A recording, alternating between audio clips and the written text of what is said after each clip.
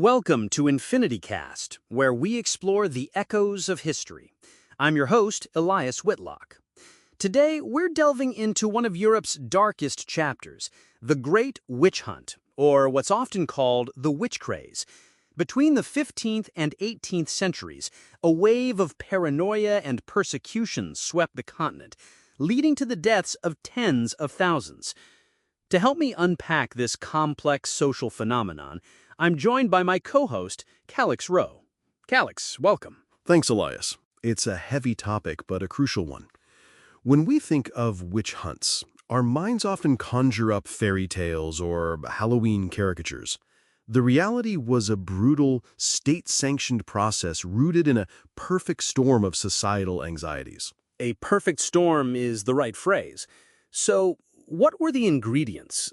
Why did this obsession take hold so fiercely and for so long? You have to look at the context of the era.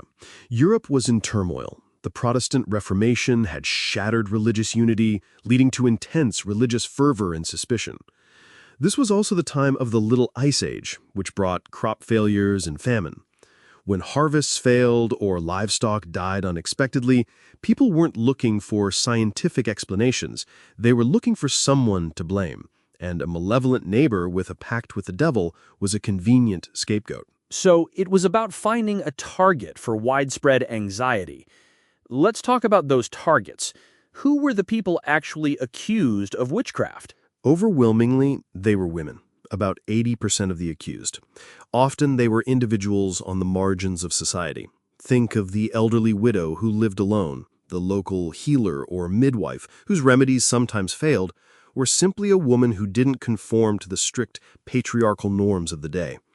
Being outspoken, poor, or isolated could make you a target. It was a way of policing social boundaries, especially women's behavior. And once you were targeted, the mechanisms of justice were almost impossible to escape. This wasn't just mob rule, it was codified. The infamous text, the Malleus Maleficarum, or the Hammer of Witches, was essentially a guidebook for prosecutors. It was a truly horrifying document. It laid out how to identify, prosecute, and convict witches. It legitimized the use of torture to extract confessions, operating on the principle that a person wouldn't confess to such a heinous crime unless they were guilty.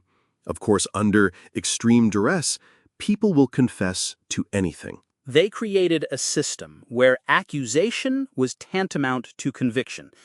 Consider the infamous swimming test. The accused was bound and thrown into water. If she sank and drowned, she was innocent. If she floated, it was seen as the water supernaturally rejecting her, proving her guilt, and she would then be executed. There was no way out. Exactly. It was a legal and theological trap. The stories are heartbreaking.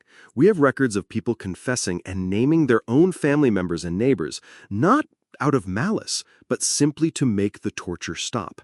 It created a ripple effect of terror that could tear entire communities apart. It's a sobering look at how fear, religious dogma, and social instability can combine to create a machine of persecution. The witch craze wasn't a moment of collective madness. It was a constructed reality, built on suspicion and powered by a deeply flawed justice system. And a powerful reminder that behind the myth of the witch is the very real, very human story of the accused. A story of tragedy that we have a duty to remember accurately. Well said, Calyx. Thank you for shedding light on that. That's all the time we have for today on EnfinityCast. Join us next time as we explore another corner of our shared past.